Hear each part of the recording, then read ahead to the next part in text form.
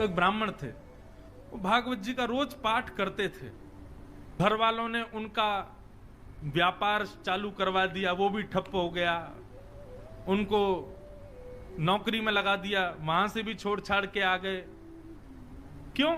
उनको संसार की किसी भी क्रिया में आनंद आता है, वो केवल भागवत ही पढ़ते रहते थे। बस भागवत करवा लो, कितनी हो सके भागवत पढ़वा लो, भागवत का पाठ करवा लो, इतने इतने रसिक हो गए थे भागवत के। तो किसी पड़ोसी ने आकर के कान भर दिए, बोले इसका ब्याह करा दो, पत्नी आएगी अकल ठिकाने आ जाएगी।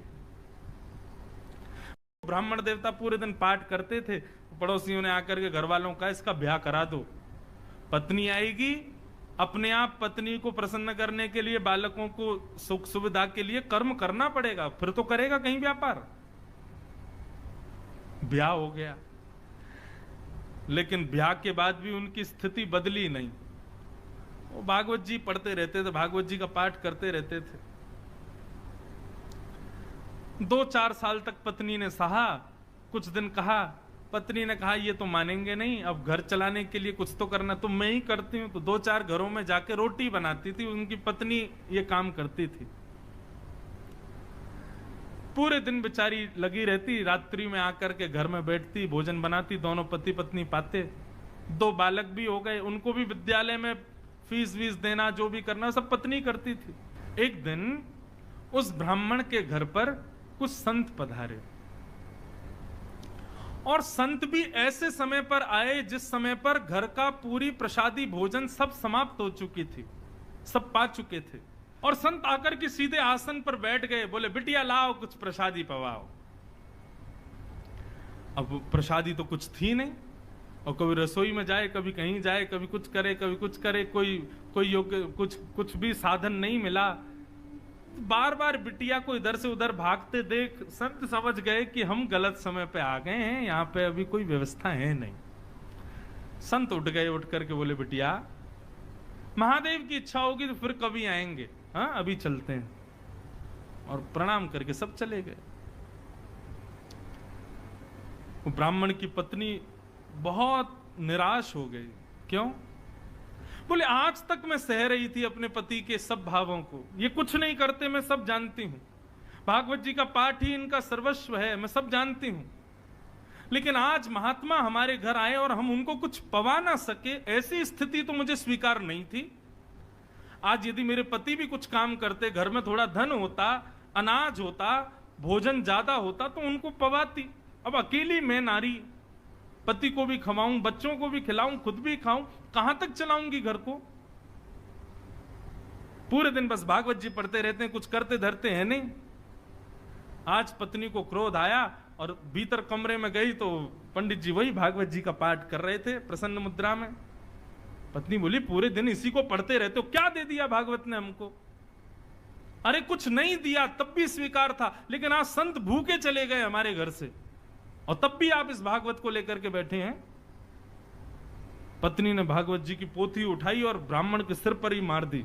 बोले इसको लीजिए और निकलिए घर से, मैं अकेली चला लूंगी घर को, यही भागवत तुम्हारा सर्वस्व है तो इनके साथ अकेले कहीं और रहो, यहां लौट करके मत आना जब तक मन में भाव ना आ जाए कि मुझे कुछ करना है।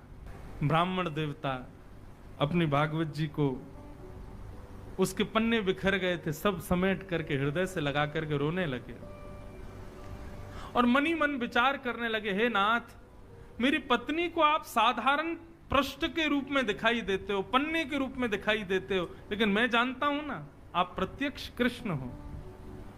हे नाथ, मेरी पत्नी का कल्याण करना, उसका मंगल करना नाथ। और अपनी भागवत जी को समेट करके गंगा किनारे चले गए और गंगा किनारे जाकर के खूब रोए, ठाकुर जी को याद कर करके, कथाओं को पढ़ पढ़ के खूब रोए। बोले मुझे इस बात का दुख नहीं कि पत्नी मुझ पर चिल्लाई, पत्नी ने मुझे गलत कहा, लेकिन मुझे इस बात का कष्ट है कि मेरी प्राण प्यारी भागवत जी को उसने इस प्रकार निरादर किया। ये साक्षात कृष्ण है। कोई बात नहीं ठाकुर जी, उसको सद्बुद्धि देना, उसका कल्याण करना। इतनी सहनशीलता, इतना समत्व और इतनी सुहृदता को देख करके ठाकुर जी रह नहीं पाए और भगवान नन्हे से बालक बन करके काशी में प्रकट हो गए। ऊंची धोती पहनी, सिर पर स्वाफा बांधा, स्वाफा बांध करके एक टोकरी को अपने सिर पर धारण करके ठाकुर जी बनारस की गलियों में घूम रहे हैं। और घूमते घूमते उस ब्राह्मण के घर पहुंच गए। गेट खटखटाया, ब्राह्मणी ने गेट खोला। नन्हा सा बालक, बड़ा प्यारा सा, सिर पर टोकरी लेकर के आया है। ठाकुर जी भीतर प्रवेश कर, ब्राह्मणी बोली कहां चले आ रहे हो, कौन हो भैया, क्या हो, कहां से आए हो, और ये सब क्या टोकरी में? ठाकुर जी कुछ नहीं बोले, मौन, मुस्कुरा रहे हैं बस। टोकरी को नीचे रख दिया, कपड़े से ढकी हुई थी। लौटने लगे तो ब्राह्मणी ने हाथ पकड़ा, बोले अरे कहीं भी चले आए, कुछ भी रख गए, कौन हो, क्या हो, बताओ तो। ठाकुर जी ने इशारा किया, गूंगे हैं, बोलना नहीं आता, इशारा करने लगे। ब्राह्मण बोली अच्छा गूंगे हो? ठाकुर जी बोले गूंगे, लिखना तो आता होगा? ठाकुर जी बोले लाओ लिख के बताते हैं। तो ठाकुर जी ने उसमें कुछ लिखा और लिख करके पन्ना बंद करके उसको दे दिया, चले गए। ठाकुर जी ने क्या लिखा था कि आपके पति, जो भी उनका नाम, वे मेरे यहां मजदूरी करते हैं और आज से नहीं, बचपन से मेरी मजदूरी कर रहे हैं, लेकिन आज तक उन्होंने अपना वेतन मुझसे नहीं लिया है। आज तक उन्होंने अपना जो उनकी मजदूरी होनी चाहिए वो उन्होंने मुझसे ली नहीं है। लेकिन आज मुझे किसी ने आकर के बताया कि उनको धन की बहुत आवश्यकता है, तो बचपन से लेके आज तक उनकी जो मजदूरी थी वो मजदूरी में देने आया हूं। और ऐसा लिख करके और ठाकुर जी वहां से चले गए। बोले मजदूरी? जैसे ही कपड़ा हटाया तो उस डलिया में सोने, चांदी, हीरे, जवाहरात, सबसे भरी हुई लबालब वो डलिया, ऐसी ऐसी मणियां, जो मणियां विश्व में देखने को नहीं मिलती, वो सब उसमें रखी थी। पत्नी मन में सोचने लगी, अरे मैं तो बेवजह गुस्सा हो रही थी, मेरे पति तो छुपा रुस्तम हैं, छुप छुप करके कहीं जाकर के मजदूरी करते थे, मुझे बताया भी नहीं। हो सकता है मैं घरों में रोटी बनाने जाती होंगी, उस समय चले जाते होंगे, और बताओ देखो मुझे बताया नहीं। आज इतना धन, अरे हम तो करोड़पति हो गए, हम तो खरबपति हो गए, मैंने भी बेवजह अपने पति पर गुस्सा किया। बालकों को भेज दिया, जाओ पिताजी जहां मिले उनको बुला लाओ। बालक गए तो पिताजी गंगा के किनारे बैठे रो रहे थे। पिताजी पिताजी, माँ ने आपको घर बुलाया है, चलो। बालक चले गए, उन्होंने भागवत जी की पोथी को हृदय से लगाया, रोते हुए घर आ रहे थे और बार बार प्रार्थना कर रहे थे, हे नाथ कृपा करना मेरी पत्नी की बुद्धि सुधरे। जैसे ही अपनी गली के घर की गली में आए तो अपने घर को पहचान ही नहीं पाए।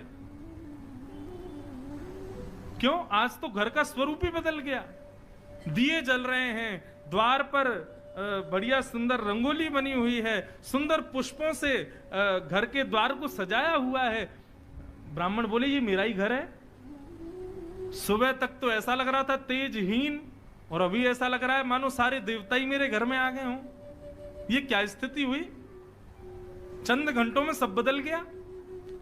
ब्राह्मण ने जैसे ही भीतर प्रवेश किया, पत्नी ने आकर के थाल से आरती उतारी, जय हो, नए नए वस्त्र पहने हैं। ब्राह्मण को समझ नहीं आया, बोले ये सब क्या हुआ देवी? सुबह तो तुम बड़ी नाराज थी, हैं? सुबह तो हमारी पोती हमारे सिर पे मार दी, भगा दिया घर से, और हमारी आरती उतार रही हो, सब क्या हुआ? ब्राह्मणी बोली आपकी चोरी पकड़ी गई। बोले मेरी चोरी? कौन सी? आप अपने आप को दिखाते हैं कि आप कुछ करते नहीं हो, लेकिन आपने बचपन से मजदूरी की है। आज आपका मालिक आया था आपकी मजदूरी देने के लिए। ब्राह्मण बोले मेरा मालिक? कौन सी मजदूरी भैया? बोले हाँ, गूंगा मालिक आया था, आपको बोलना नहीं आता, उसको गूंगा है ना वो। तो ब्राह्मण देवता बोले गूंगा मालिक? ये कैसा मालिक है भैया? क्या मजदूरी देके गया? कक्ष खोल करके दिखाया तो डलिया रखी थी, सोने चांदी हीरे जवाहरात सब उसमें रखे थे। बोले देवी मेरा कोई मालिक नहीं है, ये मेरी कोई मजदूरी नहीं, मैं कुछ नहीं करता, मैं तो केवल भागवत अध्ययन करता हूं। बोले आपका मालिक आया था, गूंगा मालिक, और वो बता करके गया कि आपने मजदूर। तुमको कैसे पता? वो तो गूंगा था, बोलना जानता, तुमको कैसे पता? बोले ये पर्चा दिया।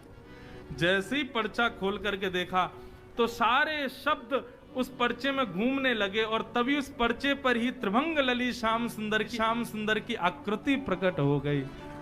ब्राह्मण देवता रोने लगे और रो करके अपनी पत्नी के चरणों में प्रणाम किया और कहा, हे देवी, ये कोई सामान्य व्यक्ति नहीं थे, सामान्य मालिक नहीं थे, पूरे विश्व के जगत नियंता, जगदाधार, जगदीश्वर थे। मैंने बचपन से आज तक भागवत का पाठ कभी अपने सुख के लिए नहीं किया, केवल उनके लिए किया। जग को सब मजदूरी देते हैं, मेरी मजदूरी देने आज श्याम सुंदर आए थे, वही आकर के सब दे करके गए।